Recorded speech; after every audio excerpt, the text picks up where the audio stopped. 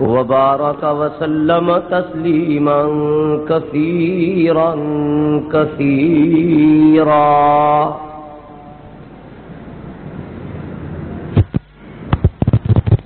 أما بعد، أعوذ بالله من الشيطان الرجيم. بسم الله الرحمن الرحيم.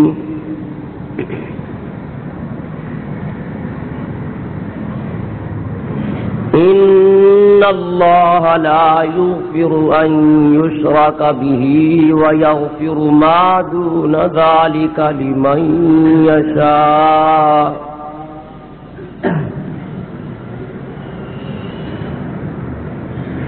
إن الله لا يغفر أن يشرك به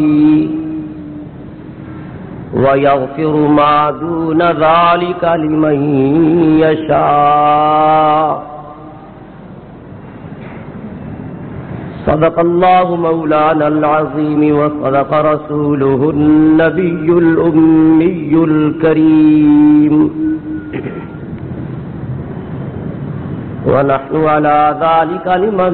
ونحن على ذلك لمن الشاهدين والشاكرين.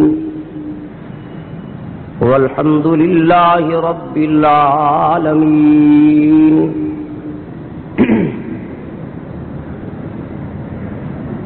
واجب التکریم بزرگوں، دوستوں، عزیز ساتھیوں، سپاہ صحابہ کے عزیز کارکنوں،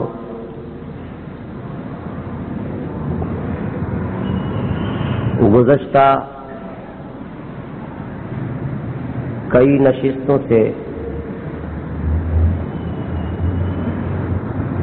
سرور کونین صلی اللہ علیہ وسلم کے سفر معراج کے رموز و اسرار آپ سماعت فرما رہے ہیں.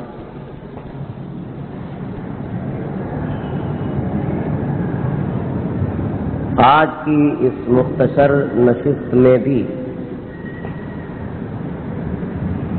مجھے اسی سابقہ عنوان پر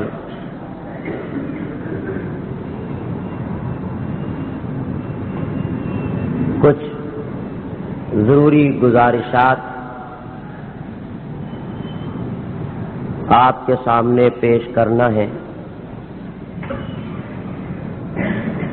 اللہ رب العزت مجھ ناچیز کو کلمات حقہ بیان کرنے کی توفیق عطا فرمائے.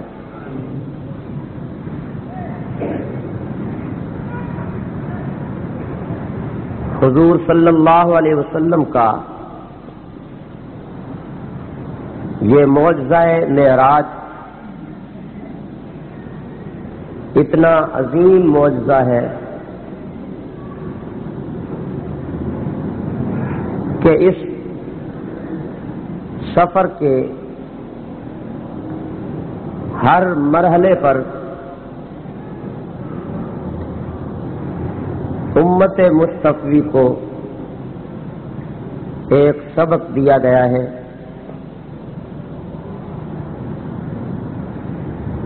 عزیز دوستو، مکہ سے لے کر عرش معلی تک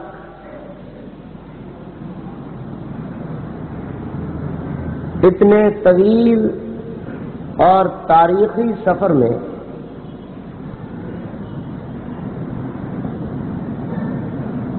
حضور اکرم صلی اللہ علیہ وسلم نے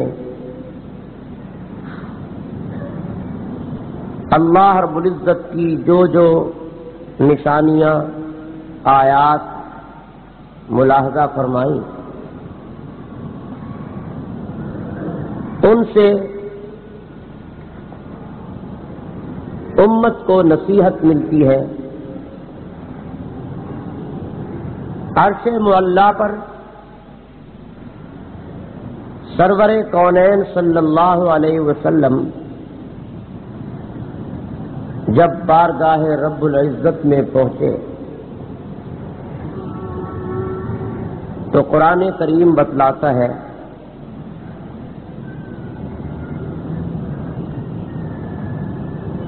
کہ اللہ رب العزت سے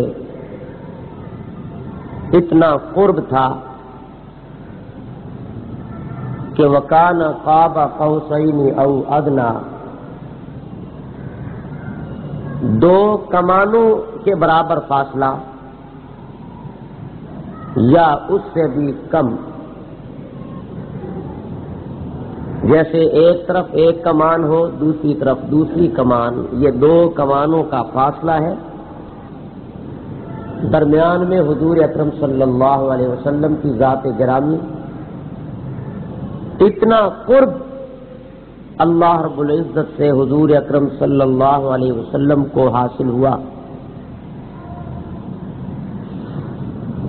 حضور بارگاہ خداوندی میں پہنچے، رب العزت نے فرمایا میرے محبوب اتنا طویل سفر کر کے آئے ہو، اتنا انوکھا عجیب اور محیر العقول سفر کر کے آئے ہو، میری بارگاہ میں پیش کرنے کے لیے آپ کے پاس کون سا تحفہ ہے،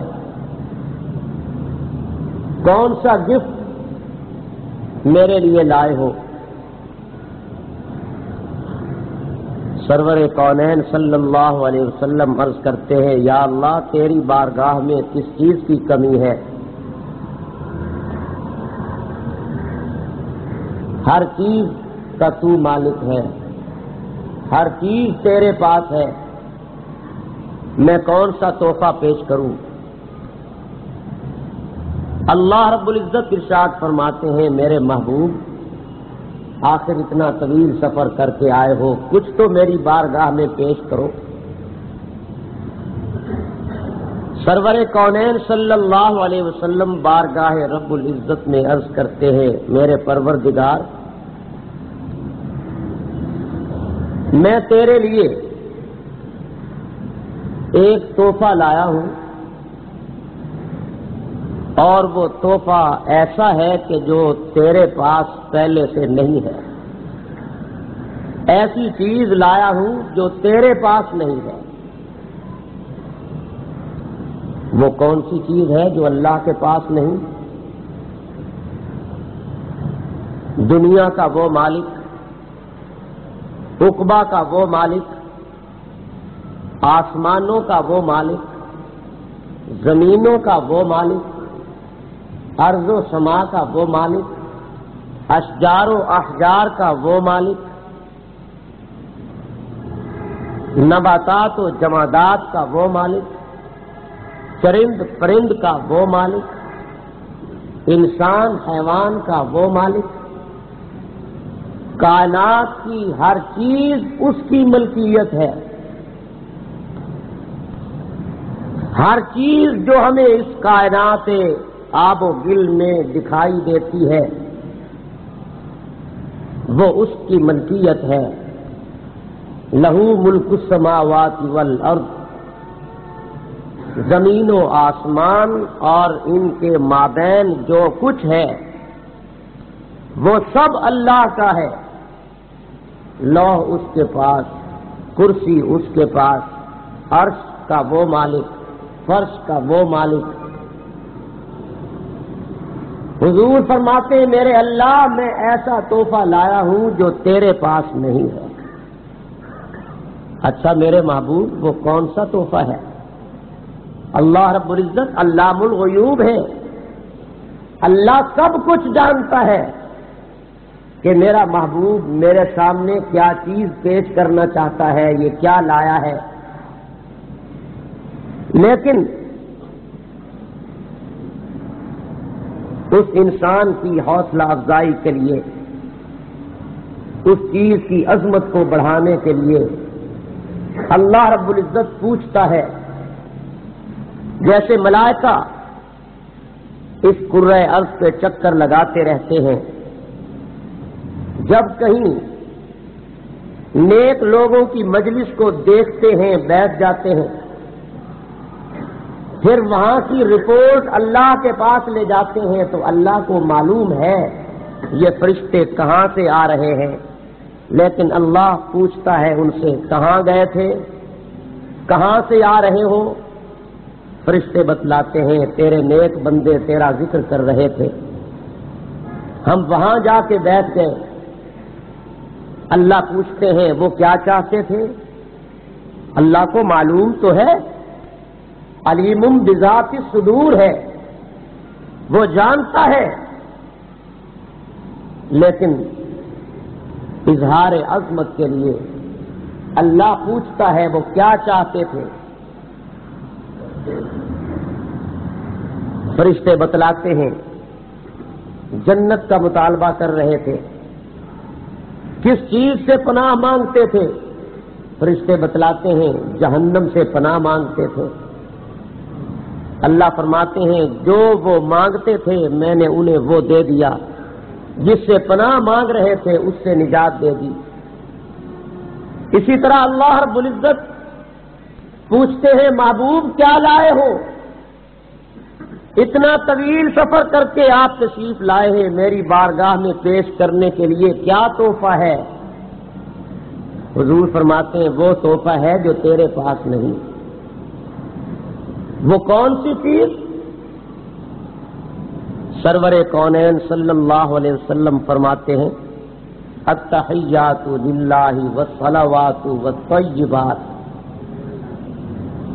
قولی باتیں تیرے لیے لایا ہوں، بدنی باتیں تیرے لیے، مالی باتیں تیرے لیے، اپنی جبین کی نیاز مندیاں تیرے لیے لایا ہوں، گویا میں تیری بارگاہ میں عاجزی لے کے آیا ہوں۔ کیا لایا ہوں؟ عاجزی لے کے آیا ہوں، اور عاجزی اللہ کے پاس نہیں ہے، یہ بندے کے پاس ہے۔ اس کے پاس کبریائی ہے، اس کے پاس بڑائی ہے۔ اللہ رب العزت کے پاس عاجزی نہیں کہ وہ بندے کے سامنے پیش کرے یا کسی مخلوق کے سامنے پیش کرے۔ عرض کیا مولا عاجزی لایا ہوں، اور عاجزی انسان کا وہ عظیم جوہر ہے کہ جو انسان کو اللہ رب العزت کا مقرب ترین بنا دیتا ہے۔ اللہ نے دو چیزیں پیدا کی، ایک کا انتخاب اپنے لیے کیا، دوسری کا انتخاب بندے کے لیے کیا۔ ایک چیز ہے بڑائی اور کبریائی، اور دوسری چیز ہے عاجزی اور انکساری۔ بڑائی اور کبریائی کا انتخاب اپنے لیے کیا، اور عاجزی اور انکساری کا انتخاب بندے کے لیے کیا۔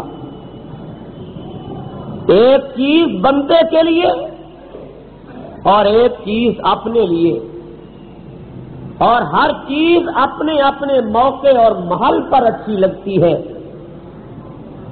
انسان کے لیے عاجزی اور انکساری زیبا ہے، اور اللہ کے لیے بڑائی اور کبریائی زیبا ہے۔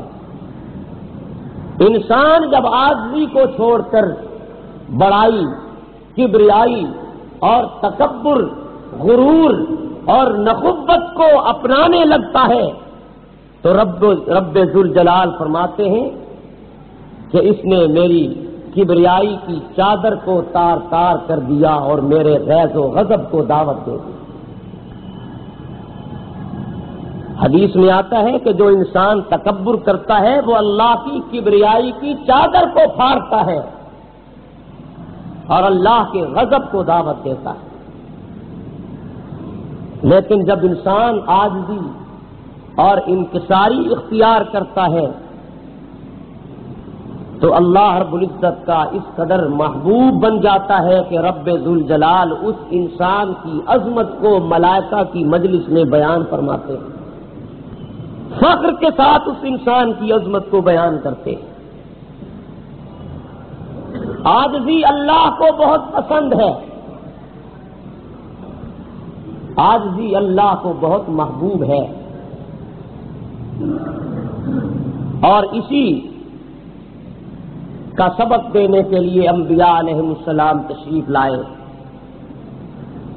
کہ انبیاء کی آمد سے قبل انسان عاجزی اور انکساری کا اظہار اللہ کے بغیر غیر اللہ کے آگے کر رہا تھا، تذلل و انکساری کے لیے اس نے پتھر اور مٹی کے معبود بنا رکھے تھے، اور ان کے سامنے انسان شرف انسانی کی تذلیل کر رہا تھا۔ پتھر کی اپنے ہاتھوں سے تراشیدہ تماثیل اور مورتیوں کے آگے انسان کی جبین رسوا تھی، اور عاجزی و انکساری کا مظاہرہ پتھروں، درختوں، آگ، سورج اور پانی کے آگے کر رہا تھا۔ انبیاء علیہ السلام آئے، انہوں نے انسان کو بتایا کہ عاجزی اور انکساری کی مستحق ذات صرف اللہ کی ذات ہے، اس کے بغیر کوئی ذات ایسی نہیں کہ جس کے سامنے عاجزی کا مظاہرہ کیا جائے، جس کے سامنے انسان اپنی جبین کو خم کر سکے، اس کے لیے صرف اور صرف اللہ کی ذات ہے۔ سامعین محترم، عاجزی اللہ رب العزت کو بڑی محبوب چیز ہے۔ انسان جب سر سجدے میں رکھ کر اللہ رب العزت کو پکارتا ہے سبحان ربی الاعلی، تو اللہ رب العزت کا بحر رحمت تلاطم و تموج سے ہمکنار ہو جاتا ہے، اور اللہ رب العزت اس انسان کا تذکرہ ملائک کی مجلس میں کرتے ہوئے فرماتے ہیں، اے انسان لاکا ما سألتا، تیرا یہ انداز، تیرا یہ طریقہ، تیری یہ عاجزی، تیری یہ انکساری مجھے اتنی پسند ہے کہ اپنا سر سجدے میں رکھ کر تو مجھ سے جو مانگے گا میں تجھے عطا کر دوں گا۔ سامعین محترم، سرور کونین صلی اللہ علیہ وسلم مسجد کے دیوار یا گیٹ کے پاس بعض ساتھیوں کی گاڑیاں کھڑی ہیں، ایک سزوکی یہاں پر کھڑی ہوئی ہے، جن صاحب کی سزوکی مسجد کے دروازے کے پاس کھڑی ہے یا دیوار کے پاس کھڑی ہے، ان صاحب سے گزارش ہے کہ وہ اپنی اس سزوکی کو ہٹا لیں، اور اسی طرح باقی جن کی گاڑیاں کھڑی ہیں مسجد کی دیواروں کے پاس وہ وہاں سے ہٹا لیں۔ میں عرض کر رہا تھا کہ عاجزی انسان کا عظیم جوہر ہے۔ سرور کونین صلی اللہ علیہ وسلم اللہ کی بارگاہ میں یہی تحفہ لے کے تشریف لے گئے۔ عزیز دوستو، جس نے بھی آدم علیہ السلام سے لے کر آج تک جس نے بھی عاجزی اختیار کی، اللہ نے اسے اونچا کر دیا، اور جس نے بڑائی اختیار کی، جس نے تکبر اختیار کیا، اللہ رب العزت نے اس کو پست و ذلیل کر دیا۔ ملائکہ نے عاجزی اختیار کی، اللہ کے مقرب بن گئے، اور شیطان نے تکبر اختیار کیا، ملعون و مردود بن گیا۔ اور انسان اور ملائک حکم ہوتا ہے ان کو اسجدوا لآدم، ملائکہ کو حکم ہو رہا ہے کہ آدم کو سجدہ کرو۔ ان کی عاجزی کا، ان کی انکساری کا امتحان لیا جا رہا ہے، اور عظمت انسان کو پوری دنیا کے سامنے واضح کیا جا رہا ہے۔ ملائکہ کو حکم دیا جاتا ہے اسجدوا لآدم، آدم کو سجدہ کرو، جبرائیل کو حکم ہوتا ہے آدم کو سجدہ کرو، اسرافیل کو حکم ہوتا ہے آدم کو سجدہ کرو، میکائیل کو حکم ہوتا ہے آدم کو سجدہ کرو، اسرائیل کو حکم ہوتا ہے آدم کو سجدہ کرو، تمام ملائک کو حکم ہوتا ہے آدم کے سامنے جھکو، آدم کے سامنے سر جھکاؤ، تمام ملائک کا سجدہ آدم کے آگے، انسان کی عاجزی اور انسانی سجدے کی عظمت کو ملاحظہ فرمائیے۔ جبرائیل کا سجدہ آدم کے آگے، میکائیل کا سجدہ آدم کے آگے، اسرائیل کا سجدہ آدم کے آگے، اسرافیل کا سجدہ آدم کے آگے، لاکھوں اربوں کروڑوں خربوں انگنت ملائک کا سجدہ آدم کے آگے اور آدم کا سجدہ اللہ کے آگے۔ سارے ملائک سجدے میں جائیں تو ایک آدم کا سجدہ بنتا ہے، گویا سارے ملائک مل جائیں، سارے فرشتے مل جائیں، ایک آدم کے سجدے کا مقابلہ نہیں، اور سارے انسان مل جائیں ایک محمد عربی کے سجدے کا مقابلہ نہیں۔ محمد الرسول اللہ، محمد الرسول اللہ صلی اللہ علیہ وسلم کا سجدہ ساری کائنات سے اعلیٰ، اور جس کے سامنے وہ سجدہ کر رہے ہیں وہ سبحان ربی اللہ۔ یہ عاجزی ہے سرور کونین صلی اللہ علیہ وسلم کی۔ ساری رات کھڑے ہو کے عبادت کرتے ہیں۔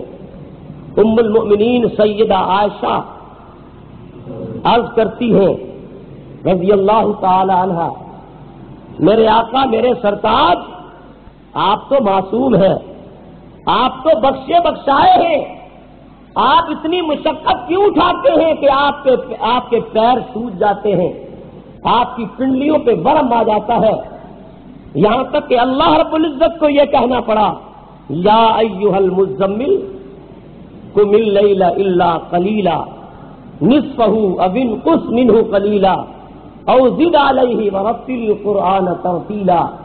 اللہ کو کہنا پڑا میرے محبوب ساری رات کھڑے ہو کے عبادت مت کیا کرو، آدھی رات عبادت کیا کرو، آدھی رات سویا کرو، یا آدھی رات سے کچھ آگے پیچھے کر لیا کرو۔ سیدہ عائشہ عرض کرتی ہیں میرے آقا آپ اتنی مشقت کیوں اٹھاتے ہیں؟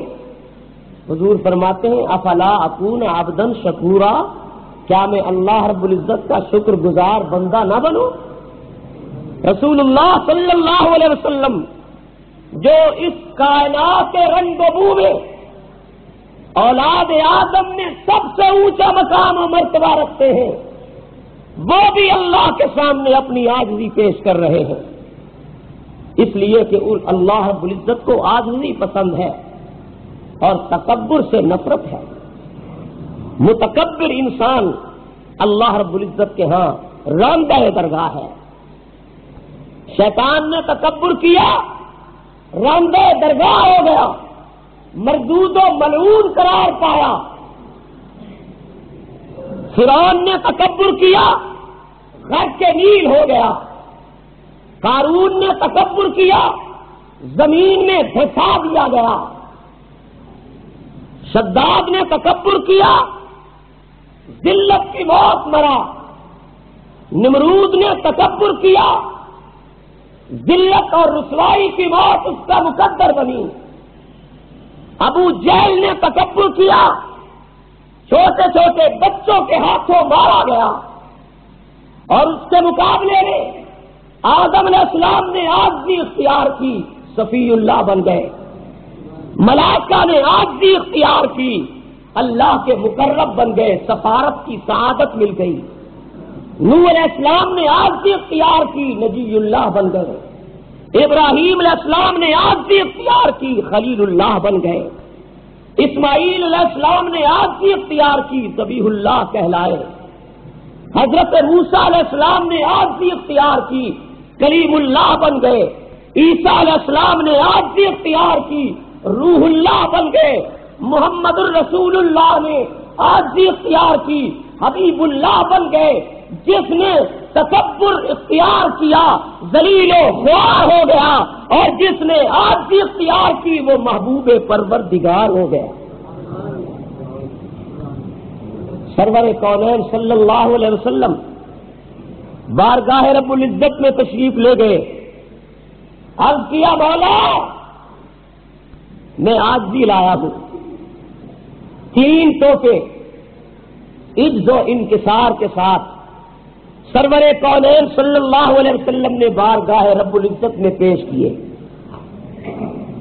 فرمایا التحیات للہ والصلوات والطیبات, میرے اللہ میری قولی باتیں تیرے لیے ہیں. قولی باتیں کون سی ہیں؟ زبان کے ساتھ, قول کے ساتھ انسان جو عبادت کرتا ہے, تسبیح پڑھتا ہے, تحلیل پڑھتا ہے, تکبیر پڑھتا ہے, دور و نزدیک سے مشکل میں پکارتا ہے, ذکر کرتا ہے, یہ قولی عبادت ہے. حضور نے فرمایا التحیات للہ, قولی باتیں بھی تیرے لیے لے کے آیا ہوں, کسی اور کے لیے نہیں. میں تسبیح پڑھوں گا تو صرف تیری, میں ذکر کروں گا تو صرف تیرا, میں تسبیح و تحلیل پڑھوں گا تو صرف تیرے لیے, میں دور و نزدیک سے مشکل میں پکاروں گا تو صرف تیری ذات کو. فرمایا قولی للہ والصلوات والطیبات, اللہ میں اپنی بدنی باتیں بھی تیرے لیے لایا ہوں. بدنی عبادتیں وہ کہلاتی ہیں جو بدن سے اپنے جسم کو حرکت دے کر انسان بجا لاتا ہے. جیسے قیام ہے یہ بدنی عبادت ہے, رکوع ہے بدنی عبادت ہے, سجدہ ہے بدنی عبادت ہے. حضور فرماتے بدنی عبادتیں بھی تیرے لیے لایا. اور فرمایا مالی باتیں بھی تیرے لیے. والطیبات, مالی باتیں بھی تیرے لیے لے کے آیا ہوں. چڑھاوے چڑھانا, نظر و ریاض کرنا, خیرات کرنا, صدقات کرنا, زکوٰۃ دینا, فطرہ دینا, مال خرچ کرنا, بکرا ذبح کرنا, یہ ساری مالی عبادتیں ہیں.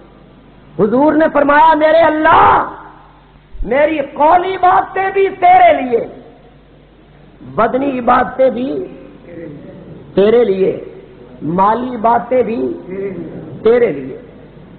فرمایا یہ تینوں قسم کی عبادت تیرے لیے لے کے آیا ہوں. اللہ نے فرمایا میرے محبوب 3 تحفے تو نے میری بارگاہ میں پیش کر دیے. قولی باتیں میرے لیے, بدنی باتیں میرے لیے, مالی عبادت میرے لیے. میرے محبوب 3 تحفے میری بارگاہ میں تو نے پیش کیے ہیں. اب 3 تحفے تیرے لیے میرے پاس بھی رکھے ہوئے.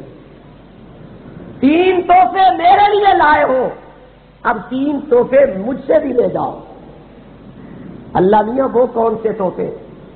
فرمایا السلام علیکہ ایھا النبی, یہ پہلا تحفہ. ورحمۃ اللہ دوسرا تحفہ. وبرکاتہ تیسرا تحفہ. اللہ نے فرمایا محبوب 3 تحفے میری طرف سے بھی قبول کیجئے. السلام علیکہ ایھا النبی, میرے محبوب تم پر سلامتی ہو, سلامت رہو. یہ اللہ کا تحفہ ہے. السلام علیکہ, اللہ سلام پڑھ رہا ہے. اللہ کیا کر رہا ہے؟ سلام پڑھ رہا ہے. کس پر؟ رسول اللہ پر. کس پر؟ رسول اللہ پر. السلام علیکہ ایھا النبی, میرے محبوب تجھ پر سلام ہو. اللہ سلام پڑھ رہا ہے. وہ یہی سلام ہے جس کا ذکر قرآن میں بھی ہے, ان اللہ وملائکتہ یصلون علی النبی. اور پھر مسلمانوں کو حکم ہے یا ایھا الذین آمنوا صلوا علیہ وسلموا تسلیما. مسلمانوں تم بھی نبی پہ سلام پڑھا کرو, تم بھی درود پڑھا کرو.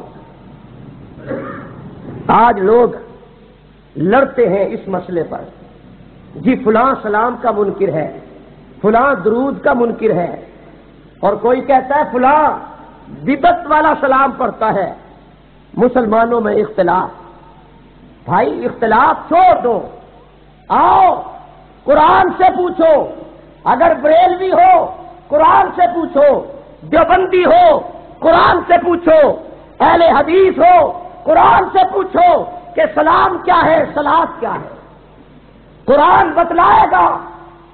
قرآن کریم کی یہ آیت تقریباً سارے مسلمانوں کو یاد ہے، ان اللہ و ملائکتہ یصلون علی النبی، اللہ فرشتے نبی پر سلام پڑھتے ہیں، اور مسلمانوں کو حکم ہے تم بھی سلام پڑھا کرو، یا ایھا الذین آمنوا صلوا علیہ، آپ پر درود پڑھا کرو، وسلموا تسلیما، اور سلام بھی پڑھا کرو۔ درود و سلام کا کوئی انسان منکر نہیں ہو سکتا، اللہ نے قرآن میں حکم دے دیا ہے، اور جب سے یہ آیت نازل ہوئی آج سے 1400-1500 سال قبل، اس وقت سے رسول اللہ پر سلام بھی پڑھا جا رہا ہے، اس وقت سے رسول اللہ پر درود بھی پڑھا جا رہا ہے۔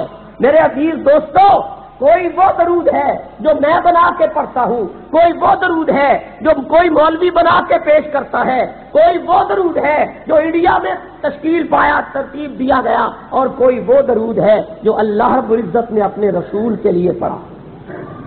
اختلاف چھوڑ دو، آؤ وہ درود اور سلام پڑھو جس کا ذکر قرآن میں ہے، وہ درود و سلام پڑھو، جھگڑا مٹ جائے، اختلاف مٹ جائے، وہ درود و سلام پڑھو جو اللہ رب العزت اپنے رسول کے لیے پڑھ رہا ہے، وہ درود و سلام پڑھو جو حضور کے صحابہ اپنے پیغمبر کے لیے پڑھ رہے ہیں۔ میرے عزیز دوستو، یہ کوئی لڑائی کی بات نہیں، کوئی جھگڑے کی بات نہیں، اللہ نے حکم دیا مسلمانوں کو، صلو علیہ وسلموا تسلیما، درود پڑھو رسول پر، سلام بھی پڑھو۔ یہ آیت آج سے 50 سال یا 100 سال پہلے نازل ہوئی تھی جی، یا آج ہمارے دور میں نازل ہوئی ہے؟ 1400 سال پہلے قرآن کریم جب نازل ہو رہا تھا اس وقت یہ آیت نازل ہوئی۔ جب اس وقت یہ آیت نازل ہوئی تھی اور حکم دیا گیا تھا صحابہ کو، سب سے پہلے مسلمان، سب سے پہلے مومن صحابہ تھے۔ جب قرآن نازل ہو رہا تھا تو یہ حکم اس وقت سب سے پہلے صحابہ کے لیے تھا، اور ان کے بعد پھر پوری امت کے لیے، قیامت تک آنے والی انسانیت کے لیے۔ جب صحابہ کو کہا گیا کہ نبی پر درود پڑھو، نبی پر سلام پڑھو، تو صحابہ نے پڑھا ہوگا یا نہیں پڑھا ہوگا جی؟ اگر صحابہ نے نہیں پڑھا اور ہم پڑھتے ہیں تو یہ دین میں اضافہ ہے، اور اگر صحابہ نے پڑھا ہے اور یقیناً پڑھا ہے تو جھگڑے کی بات نہیں، ہمیں صحابہ سے پوچھ لینا چاہیے کہ تم درود کیسے پڑھتے ہو، تم سلام کیسے پڑھتے ہو۔ اس آیت پر عمل 14 صدیوں کے بعد نہیں ہونا تھا، اس آیت پر عمل 14 صدیاں پہلے شروع ہو گیا تھا۔ صحابہ کرام سلام بھی پڑھتے تھے، درود بھی پڑھتے تھے، بلکہ صحابہ نے حضور سے دریافت کیا۔ حدیث میں آتا ہے، صحابہ پوچھتے ہیں جب یہ آیت نازل ہوئی کہ درود پڑھو، سلام پڑھو، صحابہ عرض کرتے ہیں اللہ کے رسول ہم سلام تو پڑھتے ہیں، ہمیں پتا ہے، قد علمنا، ہم نے یہ تو معلوم کر لیا کہ سلام کیا ہے، اس لیے کہ صحابہ پہلے ہی پڑھا کرتے تھے نماز کے اندر، السلام علیکہ ایھا النبی ورحمۃ اللہ وبرکاتہ، پڑھا کرتے تھے، السلام علینا وعلی عباد اللہ الصالحین، پڑھا کرتے تھے۔ بارگاہ رسالت میں عرض کی اللہ کے رسول ہم سلام تو پڑھتے ہیں، ہمیں پتا ہے، ہمیں یہ بتلائیے کہ یہ صلاۃ کیا چیز ہے، درود کیا ہے، یہ صلو کا جو حکم ہے اس کا کیا مطلب ہے، درود کسے کہتے ہیں؟ حضور نے فرمایا اللہم صلی علی محمد وعلی آل محمد کما صلیت علی ابراہیم وعلی آل ابراہیم انک حمید مجید، اللہم بارک علی محمد وعلی آل محمد کما بارکت علی ابراہیم وعلی آل ابراہیم انک حمید مجید۔ آپ نے فرمایا یہ ہے صلاۃ۔ درود اور سلام دونوں کا مسئلہ 14 صدیاں پہلے حل ہو گیا تھا. آج مسلمان خواہ اس مسئلے میں جو حل شدہ مسئلہ ہے، جو متفقہ مسئلہ ہے، جو حل ہو چکا ہے 14 صدیاں پہلے، اس میں آج مسلمان لڑ رہا ہے. جی وہ سلام نہیں پڑھتے، وہ درود کے منکر ہیں. بھائی آپس میں لڑو مت، لڑائی مت کرو. اسی آیت کی تفسیر میں رسول اللہ سے پوچھ لو کہ جب یہ آیت نازل ہوئی تھی اس وقت صحابہ سلام پڑھتے تھے، وہ سلام کون سا تھا؟ اس وقت جو صحابہ درود پڑھتے تھے وہ درود کون سا تھا؟ جو درود صحابہ پڑھتے تھے اسی کو تم بھی مان لو، جو سلام صحابہ پڑھتے تھے اسی کو تم بھی مان لو. لڑائی مت کرو. اور سارے مسلمان اس بات سے متفق ہیں، اگر کوئی دیوبندی ہے وہ یہی سلام پڑھتا ہے، اگر کوئی بریلوی ہے وہ یہی سلام پڑھتا ہے، اگر کوئی مقلد ہے وہ یہی سلام پڑھتا ہے، غیر مقلد ہے یہی سلام پڑھتا ہے، حنفی ہے یہی سلام پڑھتا ہے، غیر حنفی ہے یہی سلام پڑھتا ہے. تو پھر جھگڑا کس بات کا؟ جھگڑے کی کوئی ضرورت ہے؟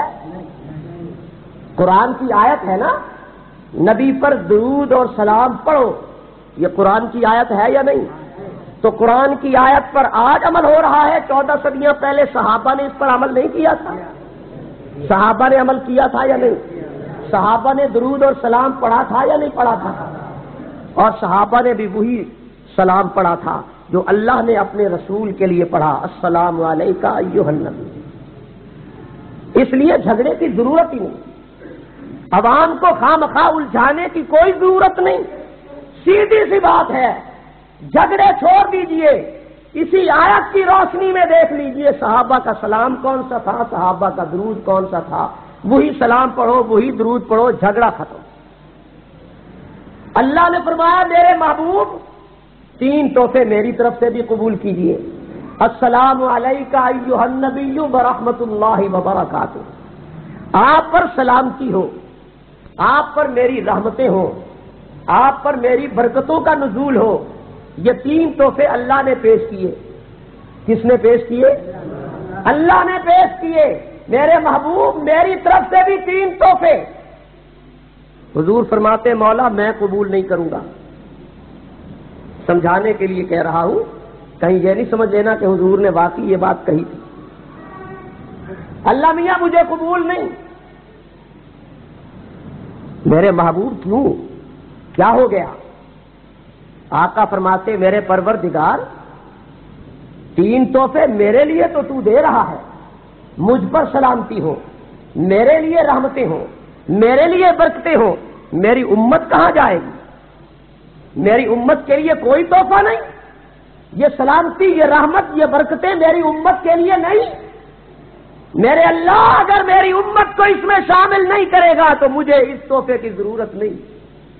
اللہ نے فرمایا محبوب تیری مرضی ہے، تو اگر چاہتا ہے تو امت کو بھی شامل کر لے. حضور نے فرمایا میرے اللہ السلام علیکہ ایھا النبی ورحمۃ اللہ وبرکاتہ. تو نے کہا، آگے میں کہتا ہوں السلام علینا وعلی عباد اللہ الصالحین. ہم پر سلامتی ہو اور سارے نیک بندوں پر سلامتی ہو. یہاں میں ایک نقطہ عرض کرتا جاؤں. اللہ نے سلامتی کا پروانہ، سلامتی کا تحفہ، رحمتوں اور برکتوں کا تحفہ حضور کو دیا. حضور کے توسط سے حضور کی پوری امت کو دیا.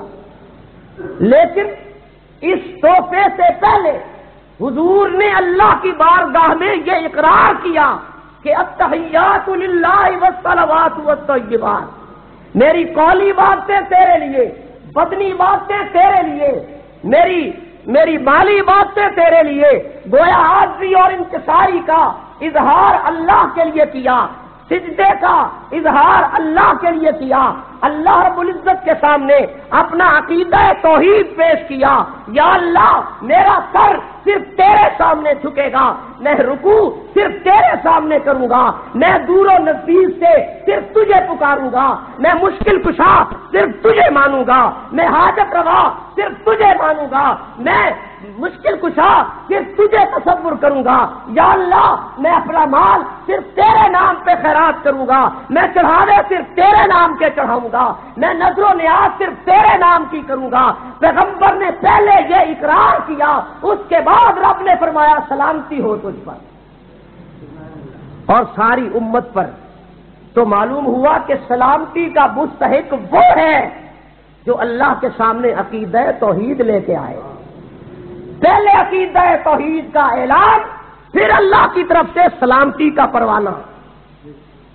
جس کے پاس عقیدہ توحید ہوگا اسی کے لیے سلامتی ہے، جو اللہ کو مشکل کشا مانے گا اسی کے لیے سلامتی ہے، جو اللہ ہی کو حاجت روا مانے گا اسی کے لیے سلامتی ہے، جو اللہ ہی کو مشکل میں پکارے گا اسی کے لیے سلامتی ہے، اور جو اللہ کے علاوہ غیر اللہ کے آگے سر جھکاتا ہے، غیر اللہ کو مشکل کشا مانتا ہے، غیر اللہ کو حاجت روا مانتا ہے، غیر اللہ کے آگے ہاتھ پھیلاتا ہے، غیر اللہ کو اللہ کا شریک بناتا ہے، السلام علینا وعلی عباد اللہ الصالحین کا مصداق وہ نہیں بن سکتا۔ بات سمجھ میں آئی یا نہیں؟ تین تحفے حضور نے اللہ کی بارگاہ میں پیش کیے، تین تحفے اللہ نے حضور صلی اللہ علیہ وسلم کو عطا کیے، اور حضور کے توسط سے پوری انسانیت میں سے نیک لوگوں کو عطا کیے۔ اور ان تین تحفوں کے علاوہ ایک اور تحفہ اللہ رب العزت نے حضور صلی اللہ علیہ وسلم کے توسط سے حضور کی امت کو عطا کیا۔ وہ تین تحفے تو حضور نے مانگے تھے امت کے لیے، اللہ نے عطا کر دیے، وہ تحفے مانگنے پہ عطا کیے، اور ایک دوسرا تحفہ ہے جو اللہ نے آج خود عطا کر دیا کہ یہ تحفہ بھی لے جاؤ۔ وہ تحفہ کون سا ہے اگلی نشست میں انشاءاللہ آپ سنیں گے۔ وآخر دعوانا الحمدللہ رب العالمین۔